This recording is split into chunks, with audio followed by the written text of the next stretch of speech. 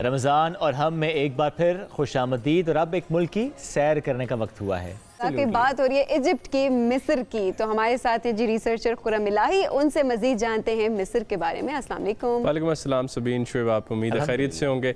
आज जिसकी हम बात करने वाले हैं वो कहा जाता है, अरबी कहावत है कि इंसान वक्त से डरता है और वक्त जो है वो एहराम मिस्र से डरता है, क्योंकि ये कभी बोसीदा नहीं होते, कभी पुराने नहीं होते। साइंस किसी भी चीज़ को एक ही तरह जानने की कोशिश करती है और कायनात को जो जानने के मुतबादिल रास्ते थे वो मिस्रियों के पास मौजूद थे। वो बातिन पे अबूर रखते थे, वो गैब पर अबूर रखते थे, इसीलिए उन्होंने वो एहराम मिस्र बना लिए थे। और एहराम मिस्र के आगे साइंस शुएब बिल्कुल बेबस लगती है।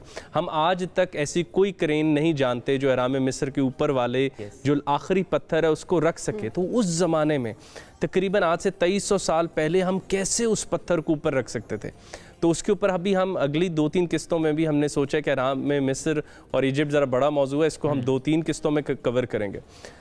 ये 16 एम्पायर स्टेट बिल्डिंग से ज़्यादा भारी होता है एक एहराम मिस्र। एम्पायर स्टेट बिल्डिंग जदीद टूल्स टेक्नोलॉजी से बनी, और आप सोचिए सबीन के एक उस ज़माने में वो कैसे बन गया। बुर्ज खलीफा का वज़न है 5 लाख टन, खूफू के एहराम मिस्र का वज़न है 50 लाख टन। अब आप देखिए कि साइंसदान, एक बहुत मशहूर आदमी है, मैं आज उनका नाम बार बार लेना चाहता हूँ, ग्राहम हैनकॉक। वो कहते हैं साइंस बज़िद है कि हम उसी की तरह जाने कि मिस्र कैसे बना है, एहराम मिस्र कैसे बने हैं। अगली किस्त में हम स्फिंक्स की बात करेंगे, लेकिन हम बिल्कुल नहीं जानते कैसे बने हैं। एक एहराम मिस्र में 23 लाख पत्थर लग रहे हैं। सबीन आप सोचिए वो 23 लाख पत्थर एक ही तरह उस ज़माने में तकरीबन 2300-2500 साल पहले कैसे कट गए एक ही तरह के। बिल्कुल। अच्छा चलें, कट गए, कोई मशीन थी उस ज़माने में। तो वो कहता है, ग्राहम हैनकॉक कहता है कि कोई टेक्नोलॉजी लॉस्ट हुई है। 12,800 साल पहले बहुत जदीद तहजीब, बहुत जदीद अलूम थे जो साइंस से मुख्तलिफ थे, जो गैब के अलूम थे, और आप देखिए नहीं रहे। और अब वो नहीं रहे। जो बहुत बड़ा फ्लड आया था, जब आइस एजेस में थे, हर तरफ बर्फ़ थी और ऊपर से एक कोई मीटरॉइड या कोई पत्थर आके लगा, सारी आइस पिघल गई, सारी बर्फ़ पिघल गई और सैलाब आ गए। उस सैलाब के बाद बहुत बहुत बड़े शहर डूब गए और बहुत बहुत बड़े अलूम जो है वो छुप गए। और अब हम एक ही तरीके से सब कुछ जानने की कोशिश करते हैं। एक पत्थर जो एहराम मिस्र में लग रहा है, खुसूसन खूफू के जो एहराम में लग रहा है, वो एक आम हाथी से ज़्यादा भारी है। अच्छा, सवाल ये है सबीन के, चलें ज़मीन पर लग गए पहली लेयर पे, दूसरी लेयर पे कैसे लगे, तीसरी पे कैसे लगे, कैसे उठाए गए। तो उसके बारे में हम बिल्कुल खामोश हैं, क्योंकि आज हमारे पास उनको हिलाने के लिए कोई नहीं। एक ज़माने में एहराम मिस्र एक को गिराने की कोशिश की, बल्कि नेपोलियन बोनापार्ट ने भी कहा कि अगर हम एहराम मिस्र को इस्तेमाल करें तो पूरे फ्रांस के गिर्द हम दीवार लगा सकते हैं। लेकिन वो पत्थर हिल ही नहीं रहे। फिर जो पत्थर वहाँ लगे हैं वो एहराम मिस्र के इर्द गिर्द हैं ही नहीं। वो कहाँ से आए ये किसी को मालूम नहीं है। और अंदर कितनी नई रंगें हैं। अभी 1-2 महीने पर एक नई राहदारी का इंकशाफ हुआ था, तो अभी तक उस पर तहकीक हो रही है। अभी तक उस पर तहकीक हो रही है और हम नहीं जानते। और कहते हैं कि अगर इस जमाने में बनाना पड़े एहराम मिस्र तो उसकी कॉस्ट आएगी $1 बिलियन। उस जमाने में इसको अफोर्ड करना बहुत ही मुश्किल बात है। ग्राहम हैनकॉक की एक बात है जो कि हमारे भी एक सूफी सिलसिले की किताबों में मैंने पढ़ रखा है कि एंटी ग्रेविटेशनल ताकत आ गई थी मिस्र के लोगों के पास। अच्छा, यानी कि वो कुछ पढ़ते थे। और ग्राहम हैनकॉक जो कि एक जर्नलिस्ट हैं, आर्कियोलॉजिकल साइट्स कवर करते हैं, वो कहते हैं कि इसके अलावा ये कैसे मुमकिन है उसके उस पत्थर को ऊपर उठा दिया जाए, यानी कि आप आवाज़ की ताकत से, और आवाज़ में रेजोनेंस होती है। रेजोनेंस अगर अब आप जानते हैं, बल्कि एक चाइना ने रेजोनेंस वाले साउंड वाले वेपन्स बना लिए, तो उससे वो उसको ऊपर उठा लेते थे, वरना उस पत्थर को ऊपर उठाना नामुमकिन बात है। ग्राहम हैनकॉक हंसते होते हैं कि ये कहते हैं कि नहीं पानी डालते थे रेत के ऊपर और नरम हो जाती थी। कहता चलो नरम कर ली, पत्थर घसीट के 23 लाख आप ले आए, ऊपर कैसे गए? तो उनके पास एंटी ग्रेविटेशनल ताकतें मौजूद थीं। अच्छा। अभी हम कल इंशाल्लाह कवर करेंगे कि जब हज़रत मूसा अलैहिस्सलाम जाते हैं तो सब पहले हैरान वो सारे मैजिशियंस रह जाते हैं, जादूगर रह जाते हैं, जब वो अपना सा फेंकते हैं और वो अज़दा बनता है और वो उन चीज़ों को खाता है। और वो हम कल बताएंगे कि वो चीज़ें क्या थी। Exactly, वो पूरा वाक़या हम कल देखेंगे। इजिप्ट ऐसा है सबीन कि हम इसे 2-3 रोज में कवर कर पाएंगे। Exactly. शोएब सबीन इंतहाई पुरस्कार है। पूरी इजिप्ट पे तो बात होगी, एहराम मिस्र के बारे में हम कुछ नहीं जानते। इंतहाई पुरस्कार है, इंतहाई मैजिकल है, जादुई है, देवमालाई है।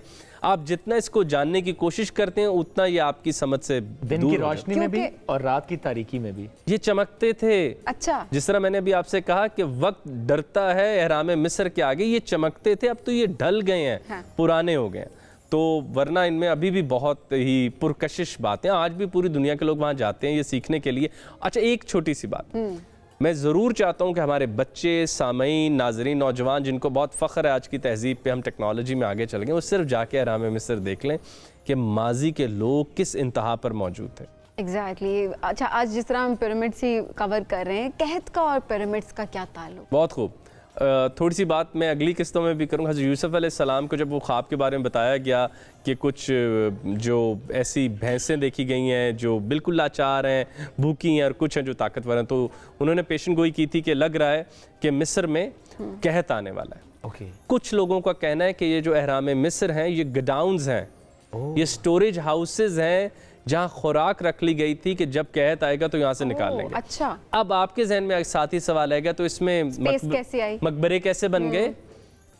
देखिए, अगर कोई बहुत बड़ी बिल्डिंग हम आज बनाते हैं, कोविड के डेज में कई बिल्डिंग्स बनी, फिर जब वो ख़त्म हुई वहाँ स्कूल बन गए, वहाँ हस्पताल बन गए, वहाँ टेक्नोलॉजिकल सेंटर्स बन गए, कोई टेक्निकल स्किल के कॉलेजेस बन गए। ये बड़ी ही इंटरेस्टिंग बात है कि अब जब एहराम मिस्र खाली हुए तो फिर बादशाहों ने कहा होगा भाई हमें यहाँ दफना दो, क्योंकि कोई बादशाह $1 बिलियन की इन्वेस्टमेंट उतने साल पहले के लिए तो नहीं कर सकता शोएब, और वो अपनी रिट कैसे कायम रखता?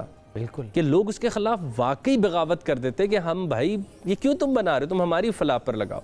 कोई तो बात होगी, कोई तो बात। एक चीज़ और भी है खुरम भाई, कहते हैं कि ये स्टार्स की तरफ पॉइंटेड हैं। ये तो बहुत ही मज़े की बात है। दुनिया में ये वाहिद पिरामिड नहीं है। गिज़ा पुडिंग, चुलुलू, मेक्सिको, सूडान, इराक, हर जगह पे मौजूद है, अमेरिका में मौजूद हैं, दुनिया की तमाम तहज़ीबों में पिरामिड मौजूद हैं, और ये सब के सब असल में सितारों के साथ डिज़ाइन हुए हैं। अच्छा। और ये प्योर नॉर्थ के ऊपर डिज़ाइन हुए हुए हैं। मिस्रियों को इतना अबूर था एस्ट्रोनॉमी के ऊपर कि इस वक्त हबल टेलीस्कोप भी शायद वो मंजर देख सके जो उनको पता था। ये सारे ऊपर की तरफ क्यों देख रही हैं, मैं जल्दी से 1 मिनट में बताऊंगा, और ये बहुत हैरानकुन बात है। कदीम आदमी जिसके इर्द गिर्द जानवर थे, जिसके इर्द गिर्द शेर थे, चीते थे, ठंड थी, वो इतनी मेहनत करके ऐसी पूरी दुनिया में जो मैंने कई तहजीबों के नाम लिए ऊपर की तरफ क्यों बना रहा था? क्योंकि जब 12,800 साल पहले वो फ्लड आया और ऊपर से आके पत्थर लगा जिसने पूरी बर्फ़ को पिघला दिया, तो उसके बाद जो चंद लोग बचे उन्होंने कहा यार इधर जानवरों वगैरह की फिक्र मत करो, इनको हम हैंडल कर लेंगे, कुछ ऊपर से आता है। पूरी कायनात का रुख ऊपर को हो गया।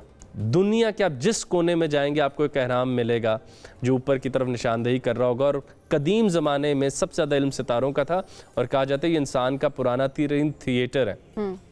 तो एहराम मिस्र प्योर नॉर्थ में, इसलिए निकोला टेस्ला के ऊपर भी हम आज थोड़ी सी बात करेंगे। निकोला टेस्ला एज ए साइंसदान, एज एन इन्वेंटर हम उन्हें जानते हैं, लेकिन हम ये बताना पसंद नहीं करते। उन्होंने कई साल बताए थे एहराम मिस्र के पास, और वो इलेक्ट्रिसिटी को एक जगह से दूसरी जगह भेजने के लिए एहराम मिस्र की ये नोकदार टेक्नोलॉजी इस्तेमाल करना चाहते थे।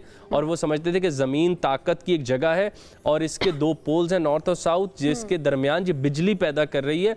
हम बीच में तार के बगैर बिजली एक जगह से दूसरी जगह भेज सकते हैं। You all can Google that. Nikola Tesla ने ये बिल्कुल इसी की तरह बात की। और आज मैंने शोएब को एक बहुत अच्छा सा तोहफा भी दिया है, मैं चाहता हूँ वो सामईन नाजरीन को दिखाएं। ट्रायंगल, ये ट्रायंगल ना होता तो पिरामिड्स ना होते। आप ये बताएं इनको कितनी देर लगी समझाने में कि ट्रायंगल है? अभी अपने बच्चों को नहीं। अच्छा शोएब, फिर दूसरा कागज भी दिखाया जिसपे हमने ड्रॉ करके दिखाया। ड्रॉ करके दिखाया। ओके, ये पिथागोरस थ्योरम जो हमारे तमाम स्टूडेंट्स जो अभी इम्तिहान दे के फारिग हुए सबको पता है पिथागोरस थ्योरम। पिथागोरस एक यूनान का मैथमेटिशियन है जिसके बारे में मशहूर है कि वो बहुत ज़्यादा जानते थे ट्रायंगल्स के बारे में, लेकिन शोएब नहीं। पिथागोरस 22 साल मिस्र में रहे थे, और अहम बात यह है कि पिरामिड सबीन पहले मौजूद थे। अच्छा। जिनकी फंडामेंटल शेप ट्रायंगल है। और अगर आप ट्रायंगल को नहीं समझते तो ये ट्रायंगल दुनिया की सबसे स्टेबल शेप समझे जाते हैं। तो मिस्रियों ने स्क्वेरिश चीज़ें नहीं बनाई, लंबी चीज़ें नहीं बनाई, सर्कलिश चीज़ें नहीं बनाई, ट्रायंगलिश चीज़ें बनाई और उसको इस्तेमाल किया।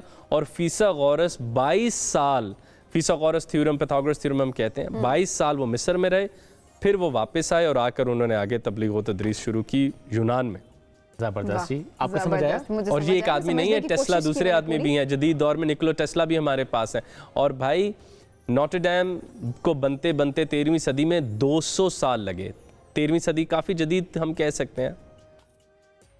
सिर्फ 20 से 22 सालों में अहराम मिस्र बन गए थे।